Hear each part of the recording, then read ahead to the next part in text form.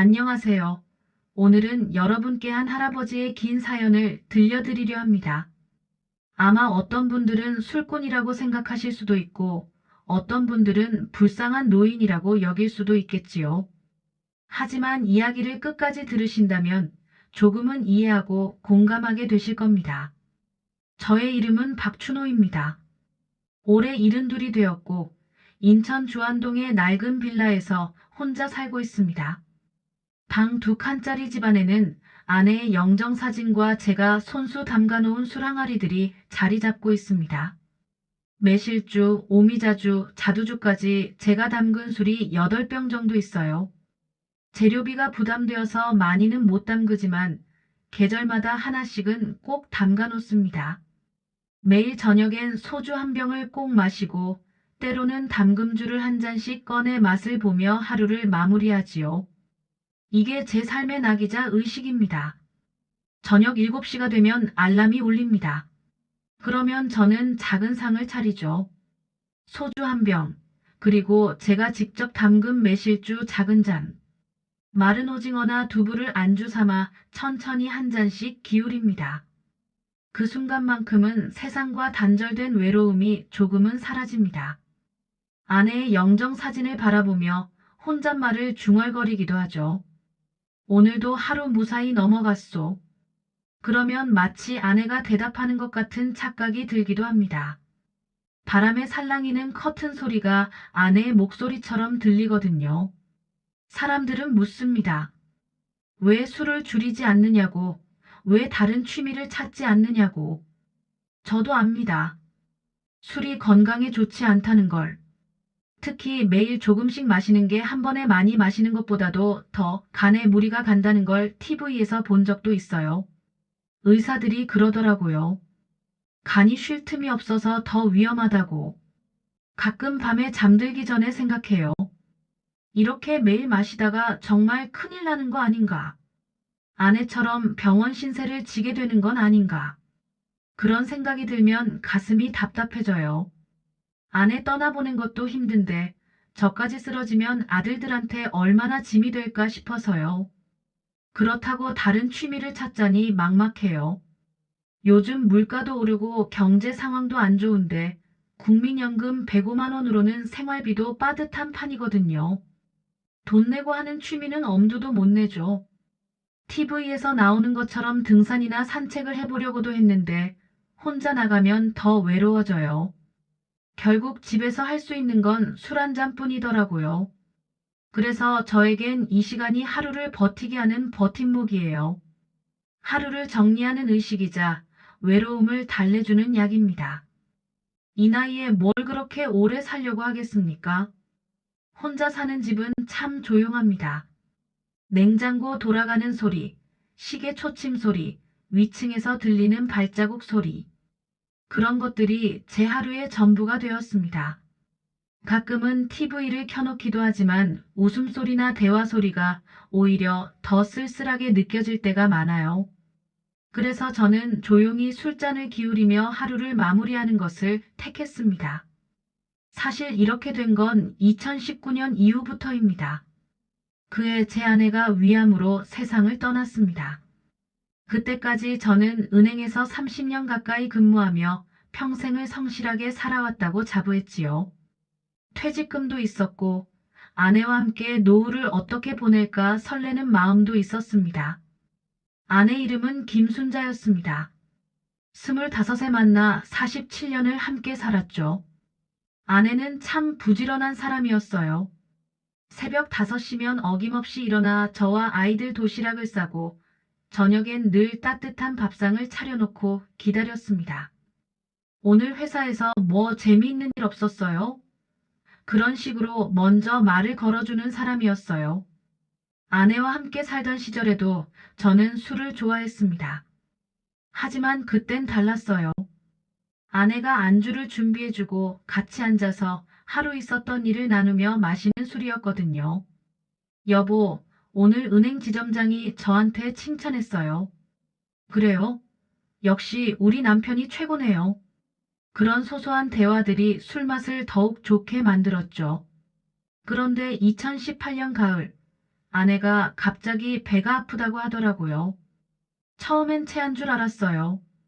소화제 먹고 며칠 지나면 괜찮아지겠거니 했죠. 하지만 통증이 계속되고 밥도 못 먹겠다고 해서 병원에 갔는데 그만 위암 3기 판정을 받았습니다. 의사 선생님이 말씀하시더라고요. 수술을 해야 하고 항암 치료도 병행해야 합니다.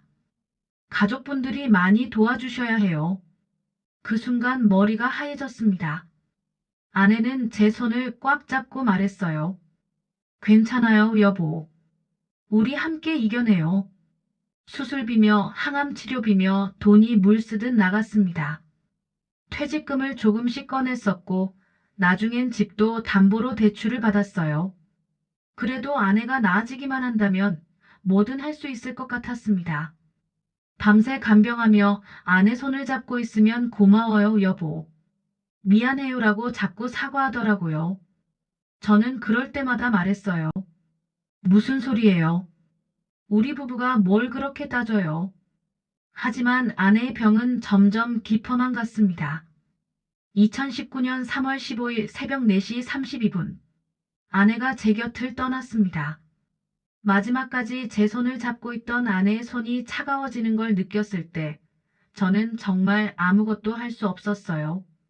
그저 멍하니 앉아서 아내의 얼굴만 바라보고 있었죠. 장례를 치르는 동안은 정신이 없었어요. 조문객들도 많이 오고 아들들이 이것저것 처리할 것들이 많다고 바쁘게 움직이고 그런데 모든 게 끝나고 집에 혼자 남았을 때 그때서야 실감이 났습니다. 아, 이제 정말 혼자구나. 아내가 늘 앉던 소파에는 아직 아내의 체온이 남아있는 것 같았어요. 부엌에 가면 아내가 써놓은 메모들이 그대로 붙어 있었고 냉장고엔 아내가 마지막에 만들어 놓은 반찬들이 그대로 있었습니다. 저는 며칠 동안 그 반찬들을 조금씩 먹으며 버텼어요. 마치 아내가 아직 곁에 있는 것처럼 착각하고 싶었거든요. 퇴직금은 거의 다 병원비로 나갔고 집도 담보대출 때문에 매달 이자를 내야 했어요. 결국 집을 팔고 지금의 작은 빌라로 이사를 왔습니다. 국민연금 105만 원이 제 전 재산이 되었죠. 아들들한테 손 벌리고 싶지는 않았어요. 각자 살기도 바쁜데 늙은 아버지까지 짐이 되고 싶지 않았거든요. 그런데 가장 견디기 힘든 건 저녁 시간이었어요. 아내가 있을 때는 오늘 뭐 했어요? 저녁은 뭐 먹을까요? 이런 대화가 자연스럽게 이어졌는데 이제는 하루 종일 말 한마디도 안 하고 지나가는 날이 많았습니다. 혼자 밥을 차려 먹으려고 해도 입맛이 없었어요. 편의점 도시락이나 라면으로 대충 때우는 날이 많았죠. 그래서 소주를 마시기 시작했습니다. 처음엔 정말 한 잔만 했어요. 아내 생각이 나서 하루를 정리하는 의미로. 아내 영정 앞에 잔을 하나 더 놓고 오늘도 무사히 하루 지났소라고 말하며 혼자 건배를 했죠. 그럼 마치 아내가 같이 마시는 것 같은 기분이 들었어요. 그런데 한 잔으로는 잠이 오지 않았습니다. 밤에 누우면 아내 생각, 젊었을 때 생각, 아들들 걱정, 그런 것들이 꼬리를 물고 이어져 새벽까지 뒤척이게 되었어요. 그래서 2잔, 3잔, 결국 한 병까지 늘었습니다. 이제는 소주 한 병을 다 마셔야 겨우 잠이 와요. 제가 알코올 중독자는 아닙니다. 낮에는 절대 마시지 않아요. 오직 저녁 7시부터 9시 사이에만 술을 합니다. 그것도 안주를 곁들이며 천천히 마시지 벌컥벌컥 들이키진 않아요. 누군가는 그렇게 말합니다. 혼자 마시는 술이 제일 위험하다. 맞습니다. 하지만 저에겐 그 시간이 하루를 버티게 하는 버팀목이에요. 매일 저녁 6시 50분이 되면 알람이 울려요. 그러면 저는 마치 중요한 약속이라도 있는 것처럼 술상을 차리기 시작합니다. 작은 상 위에 소주 한 병, 작은 잔 2개. 하나는 제가 마실 잔이고 하나는 아내를 위한 잔이에요. 안주로는 마른 오징어나 두부, 가끔은 편의점에서 사온 땅콩이나 육포를 올려놓죠. 첫 잔을 따를 때면 항상 아내 잔에 먼저 따라요. 순자야, 오늘도 함께 마시자. 그리고 제 잔에도 따르죠. 첫 잔은 항상 아내와 건배를 해요. 물론 대답은 없지만 저는 아내가 미소 짓는 것 같은 기분이 들어요. 술을 마시면서 저는 아내와 대화를 나눕니다. 오늘 동네에서 새로 생긴 빵집에 갔는데 순자가 좋아했을 크림빵이 있더라고. 큰아들이 전화했어. 손자가 또 키가 컸다는구나. 이런 식으로 혼잣말을 하다 보면 정말 아내가 듣고 있는 것 같아요. 두 번째 잔을 마실 즈음이면 기분이 조금 좋아져요. 하루 동안 쌓인 외로움이 서서히 녹기 시작하거든요. 세 번째, 네 번째 잔이 지나면 아내와 함께했던 좋은 추억들이 떠올라요. 신혼 때 첫 집에서 둘이 라면을 나눠 먹던 일, 아이들이 태어났을 때의 기쁨, 함께 여행했던 추억들. 하지만 다섯 번째, 여섯 번째 잔이 지나면 슬픔이 밀려와요. 왜 아내를 먼저 보냈을까? 내가 더 잘해줄 걸 그랬나? 그런 후회들이 솟아오르죠. 그래도 계속 마셔요. 그래야 그 슬픔도 무뎌지거든요. 한 병을 다 마실 즈음이면 정말 취해요. 그때서야 모든 걱정과 슬픔이 잠시 멈춰요. 아내 영정에 오늘도 고마웠소라고 인사하고 잠자리에 들죠. 그러면 꿈속에서라도 아내를 만날 수 있을 것 같아서요. 이런 생활이 지금까지 계속되고 있습니다. 저에겐 아들 둘이 있습니다. 큰아들 박민수는 서울에서 회사에 다니고 작은아들 박민호는 경기도 용인에서 살고 있어요. 둘 다 가정이 있고 손자 손녀도 있죠. 명절이 아니면 얼굴 볼 일이 없고 한 달에 한두 번 전화 오는 게 전부입니다. 물론 나쁜 아들들은 아니에요. 각자 살기도 바쁜데 늙은 아버지까지 챙기기가 쉽지 않겠죠. 그렇지만 가끔은 서운해요. 아버지 괜찮으시죠? 라는 말 뒤엔 금세 저도 바빠서 이만 끊겠습니다라는 말이 따라오니까요. 그러던 어느 날 추석 명절이 다가왔어요. 큰아들 민수가 가족과 함께 제 집에 왔습니다. 1년 만에 보는 손자, 손녀가 부쩍 컸더라고요. 손자는 중학교 2학년, 손녀는 초등학교 5학년이 되었어요. 예전엔 할아버지 보면 달려와서 안겼는데 이제는 인사만 하고 스마트폰만 들여다봐요. 집안에 들어서자 거실 한쪽에 있는 담금주 항아리들을 보고 며느리가 조용히 한숨을 내쉬었어요. 저는 그 한숨 소리를 놓치지 않았어요. 며느리는 민수한테 작은 소리로 말하더라고요. 여보, 이게 뭐예요? 집안이 온통 술 냄새잖아요. 그 말을 들은 순간 가슴이 철렁했어요. 저는 나름대로 환기도 시키고 정리도 했다고 생각했는데 냄새가 났나 봐요. 손자도 눈치를 보며 제 눈을 피했어요. 평소에는 할아버지 집에 오는 걸 좋아했는데 이번엔 뭔가 불편해하는 기색이 역력했어요. 저녁을 준비하면서 며느리가 더 직접적으로 말했어요. 아버님한테 나는 술전내 때문에 애들 교육에도 안 좋아요. 아이들이 할아버지 집에 오기 싫어해요. 그 말에 저는 순간 부끄럽고 화가 나서 아무 말 없이 방으로 들어가 버렸어요. 방에 혼자 앉아 있는데 아내 영정 사진이 보였어요.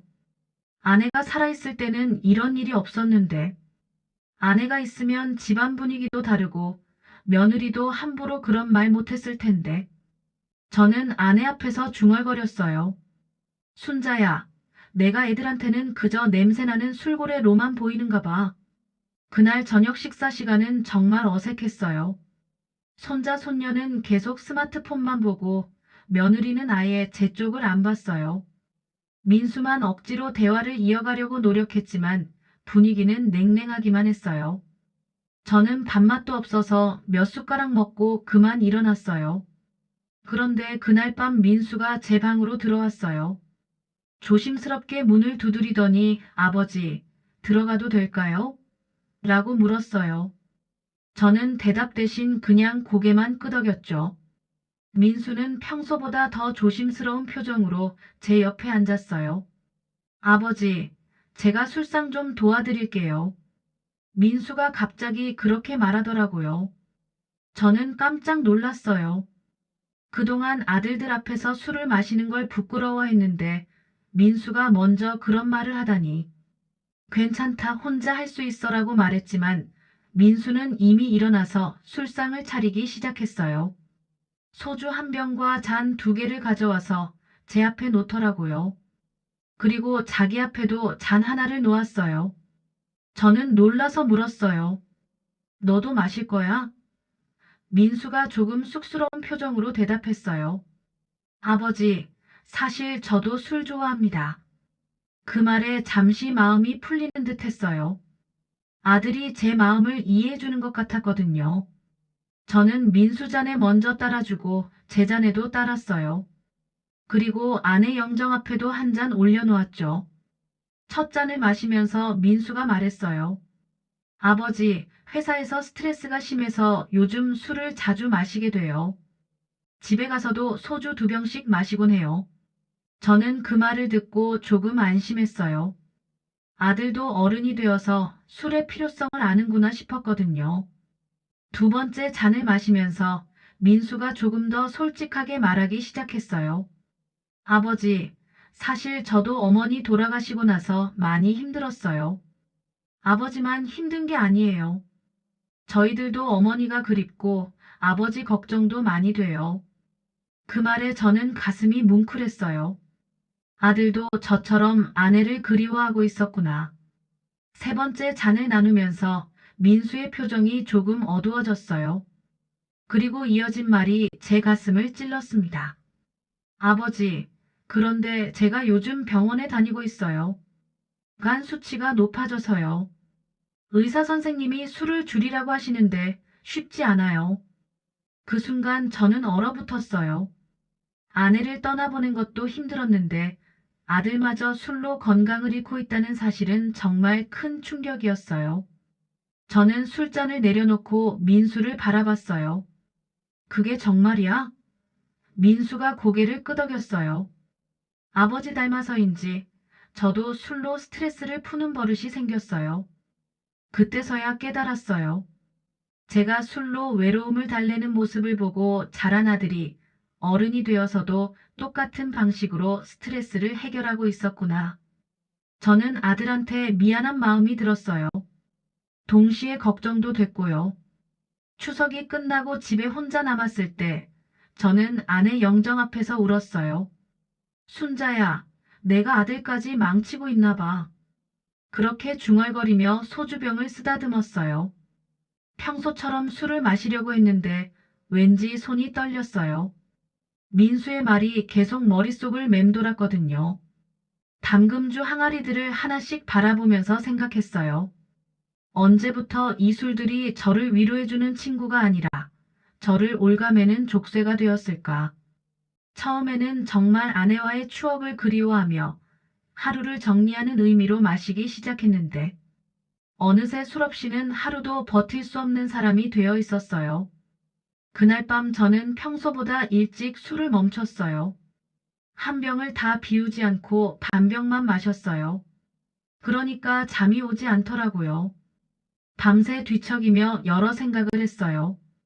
이대로 가면 정말 안 되겠다는 생각이 들었어요. 아들에게 나쁜 영향을 주고 싶지 않았거든요. 다음 날 아침 동네 슈퍼 아저씨가 인사를 건넸어요. 어르신, 요즘 어떻게 지내세요? 저는 대답하면서 문득 생각했어요. 저한테 말을 거는 사람이 이 동네에 몇 명이나 될까? 슈퍼 아저씨, 경비실 아저씨, 가끔 마주치는 이웃 할머니들. 그게 전부였어요. 그날 저녁 담금주 항아리에 덮개를 씌우며 결심했어요. 이대로는 안 되겠다고. 술을 완전히 끊을 수는 없을 것 같지만 적어도 줄여보자고. 그리고 혼자만 마시지 말고 누군가와 나누어 마셔보자고. 며칠 후 동네 경비 아저씨가 저를 찾아왔어요. 이름은 김태식이라고 하시는데 저보다 3살 어린 분이에요. 박 선생님, 요즘 어떻게 지내시나요? 혹시 집에서 담근 술이 있으시면 한 모금만 맛볼 수 있을까요? 평소에도 가끔 그런 말을 하시곤 했는데 그날따라 반가웠어요. 저는 매실주 항아리를 열어 작은 잔에 따라 주었어요. 김 아저씨가 한 모금 마시더니 아, 이 맛이야 하면서 감탄하더라고요. 그 모습을 보니까 기분이 좋아졌어요. 제가 담근 술을 누군가가 좋아해 주니까 뿌듯했거든요. 그때 깨달았어요.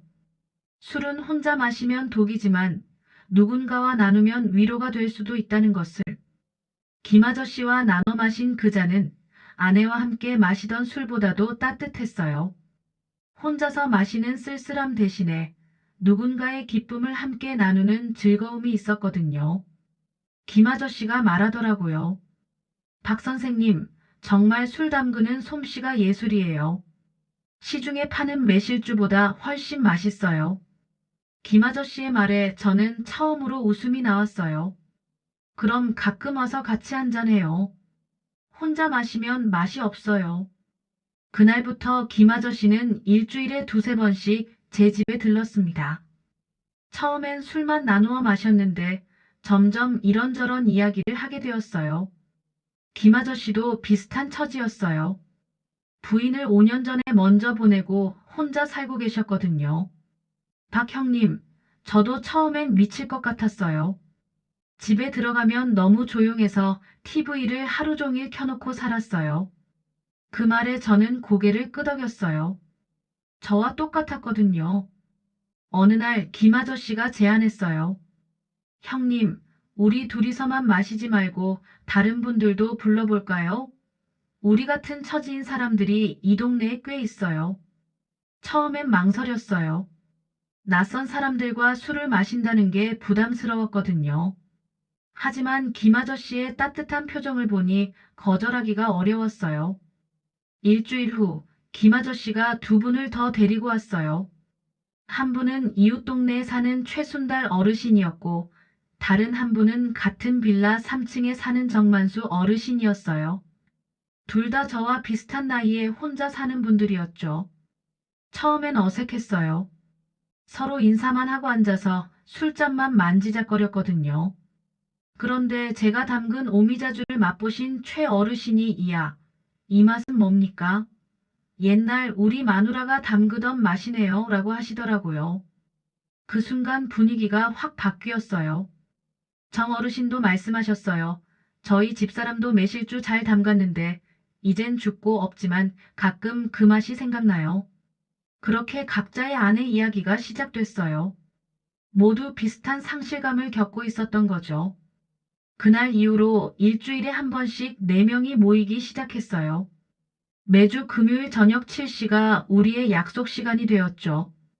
각자 간단한 안주를 하나씩 가져와서 제가 담근 술과 함께 나누어 마셨어요. 몇 달이 지나면서 놀라운 변화가 일어났어요. 일주일에 한 번 친구들과 마시는 날을 기다리게 되면서 혼자 마시는 술의 양이 자연스럽게 줄어들기 시작한 거예요. 전에는 매일 소주 한 병을 비웠는데 이제는 이틀에 한 번, 그것도 반병이면 충분했어요. 더 중요한 건 술을 마시는 이유가 바뀌었다는 거예요. 전에는 외로움을 달래기 위해 마셨다면 이제는 친구들과의 즐거운 시간을 위해 마셨거든요. 혼자 마실 때는 아내 생각에 자꾸 슬퍼졌는데 친구들과 마실 때는 아내와의 좋은 추억들을 나누게 되었어요. 어느 날 최 어르신이 제안했어요. 박 형님 술이 이렇게 맛있는데 우리끼리만 마시기 아까워요. 동네 어르신들 몇 분 더 모시고 작은 모임이라도 만들어 볼까요? 저는 깜짝 놀랐어요. 제가 담근 술이 그렇게 좋다고 생각해 주시다니. 그렇게 해서 주안동 친구들이라는 작은 모임이 만들어졌어요. 처음에는 저희 4명이었는데 입소문이 나면서 점점 늘어났어요. 매월 둘째 주 토요일에 동네 경로당에서 모이기로 했죠. 저는 담금주를 준비하고 다른 분들은 안주를 준비하는 식으로요. 첫 번째 정식 모임에 8명이 오셨어요. 대부분 혼자 사시는 어르신들이었죠. 제가 준비한 매실주, 오미자주를 맛보신 분들이 연신 감탄하시더라고요. 이런 솜씨가 어디 있어요? 이렇게 맛있는 술은 처음이에요. 그날 한 할머니가 제게 말씀하셨어요. 어르신, 혼자 이런 좋은 술을 담가놓고 계셨어요? 이런 재주가 있으시면 나누셔야죠. 그 말에 가슴이 뭉클했어요. 그동안 저는 제 술을 숨기기만 했는데 이렇게 분들이 좋아해 주시다니. 모임이 계속되면서 저는 새로운 목표가 생겼어요. 조금 더 맛있는 술을 담가보자. 계절마다 다른 재료로 새로운 술을 만들어 보자. 겨울에는 생강주, 봄에는 벚꽃주를 시도해봤어요. 재료비가 부담되어서 많이는 못 담그지만 한두 가지씩 소량으로라도 새로운 도전을 하는 것이 즐거웠어요. 변화는 집안 분위기에도 나타났어요. 담금주 항아리들이 여전히 거실에 있었지만 이제는 술 냄새 대신 과일의 달콤한 향이 났어요. 환기도 자주 시키고 집 정리도 더 신경 쓰게 되었거든요. 친구들이 가끔 집에 들르기 때문이었죠. 몇 달 후 민수가 다시 집에 왔어요. 이번에는 혼자 왔더라고요. 아버지, 얼굴이 좀 밝아 보이세요. 저는 웃으며 대답했어요. 요즘 동네 친구들이 생겨서 그래. 민수가 놀라는 표정으로 물었어요. 친구들이요? 저는 민수에게 주안동 친구들 모임에 대해 이야기했어요. 처음엔 믿지 못하는 듯 하더니 점점 표정이 밝아졌어요. 아버지, 정말요? 그럼 혼자 술 마시는 일은 줄어들었겠네요? 저는 고개를 끄덕였어요. 전보다는 많이 줄었어. 그날 저녁 민수와 함께 담금주를 맛보며 이야기를 나눴어요. 예전처럼 슬픈 기억들이 아니라 새로 사귄 친구들 이야기, 모임에서 일어난 재미있는 일들을 들려줬어요. 민수가 말했어요. 아버지, 목소리 톤이 달라진 것 같아요. 예전보다 훨씬 생기 있어 보이세요. 그리고 민수도 좋은 소식을 가져왔어요. 아버지, 저도 간 수치가 조금 좋아졌어요. 술을 줄이고 운동을 시작했거든요. 저는 정말 기뻤어요. 아들이 건강해진다니 이보다 더 좋은 일이 어디 있겠어요. 올해 추석이 다가왔어요. 이번에는 민수 가족뿐만 아니라 작은 아들 민호 가족도 함께 왔어요. 1년 만에 온 가족이 모인 거죠. 집에 들어서자마자 며느리가 말했어요. 어머, 집안 공기가 조금 나아진 것 같네요. 저는 조금 안도했어요. 그리고 이번에는 특별한 준비를 했어요. 가족들을 위해 새로 담근 포도주를 내놨거든요. 특히 미성년자인 손자, 손녀를 위해서 알코올이 전혀 들어가지 않은 무알콜 포도주를 따로 만들었어요. 발효 과정에서 알코올이 생기기 전에 멈춰서 포도의 단맛만 살린 거죠. 할아버지가 직접 담그신 거예요? 맛있어요. 손녀가 말했어요. 손자도 할아버지 멋있다고 엄지척 해줬어요. 저는 내심 뿌듯했어요. 아직도 완전히 편하지는 않았어요. 며느리는 여전히 조심스러운 시선을 보냈고 손자 손녀도 예전만큼 자연스럽지는 않았죠. 하지만 적어도 피하지는 않았어요. 그것만으로도 저는 만족했어요. 지금은 2023년 10월입니다. 아내를 떠나보낸 지 4년 7개월이 지났고 제 새로운 일상이 시작된 지는 1년이 조금 넘었어요. 여전히 국민연금 105만 원으로 살아가고 있지만 삶의 질은 전과 비교할 수 없을 정도로 나아졌어요. 주안동 친구들 모임은 이제 12명 정도 되는 회원이 있어요. 매월 정기 모임뿐만 아니라 소그룹으로도 가끔 만나죠. 지난달에는 가까운 공원에 단풍 구경을 다녀왔고 다음 달에는 김장 모임도 계획하고 있어요. 최근에는 새로 가입하신 분들에게 술 담그는 방법을 가르쳐 드리기도 해요. 처음엔 부담스러웠는데 김 아저씨가 형님 솜씨를 혼자만 알고 있기 아깝잖아요 라고 격려해 주셔서 용기를 냈어요. 아직 큰 모임에서 강의할 자신은 없지만 두세 분씩 소규모로 가르쳐 드리는 것은 즐거워요. 제 경험과 기술을 나누는 것이 이렇게 보람 있는 일인 줄 몰랐어요. 지금도 여전히 매일 저녁 술을 마십니다. 하지만 양은 많이 줄었어요. 소주 반 병이면 충분하고 가끔은 담금주 한 잔으로도 만족해요. 무엇보다 혼자 마시는 날보다 친구들과 함께 마시는 날이 더 많아졌거든요. 완전히 달라진 건 아니에요. 여전히 외로운 날도 있고 술을 더 마시고 싶은 밤도 있어요. 하지만 이제는 그런 날에도 내일 친구들을 만날 생각을 하면 버틸 수 있어요. 순자야, 오늘도 괜찮은 하루였어. 친구들이 내가 가르쳐준 매실청으로 만든 매실주를 정말 좋아하더라. 그러면 아내가 미소 짓는 것 같아요. 가끔 꿈에서 아내를 만날 때가 있어요. 꿈속에서 아내가 말해요. 여보, 이제 혼자가 아니네요. 다행이에요. 그럴 때면 정말 아내가 안심하고 있다는 생각이 들어요. 아들들과의 관계도 조금씩 나아지고 있어요. 이제는 한 달에 두세 번은 연락이 와요. 아버지, 요즘 어떻게 지내세요? 라는 인사 뒤에 모임은 잘 되고 있어요? 새로 담근 술은 어때요? 같은 질문들이 이어져요. 아직 완전히 편하지는 않지만 예전보다는 훨씬 자연스러워졌어요. 며칠 전에는 민수가 회사 후배 한 명과 함께 왔어요. 아버지가 담그신 술을 후배가 궁금해해서요. 두 명이 와서 제 담금주를 맛보더니 정말 맛있네요. 어떻게 이런 맛이 나죠? 하며 감탄하더라고요. 그날 민수가 조심스럽게 말했어요. 아버지, 혹시 시간 되시면 저도 가끔 모임에 참석해도 될까요? 아버지 친구분들도 만나보고 싶고요. 저는 깜짝 놀랐어요. 아들이 제 모임에 관심을 가져주다니. 언제든 환영이야라고 대답했어요. 매일 아침 일어나면 오늘 하루가 기대됩니다. 새로운 술을 담글까, 친구들과 무슨 이야기를 나눌까, 가족들에게 안부 전화라도 해볼까.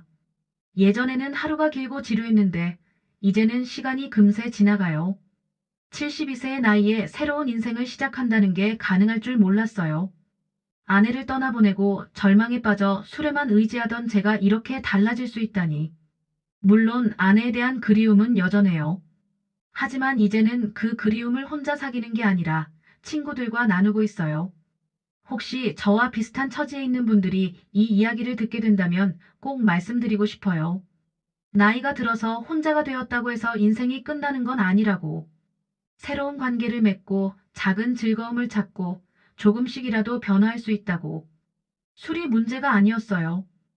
혼자라는 것이 문제였던 거죠. 함께할 사람들이 생기니까 술도 나눔이 되고 취미도 즐거움이 되고 하루하루가 조금씩 밝아졌어요. 오늘도 저는 친구들과의 약속을 기다리며 매실주 한 잔을 준비합니다. 순자야, 나 이제 조금 괜찮아. 많이 외롭지는 않아. 인생 2막이 이렇게 시작된 것 같아요. 72세, 늦지 않았습니다. 지금까지 박춘호 어르신의 이야기가 마음에 닿았다면 구독과 좋아요로 함께 해주세요. 이야기 마루는 당신의 인생 이야기를 기다립니다.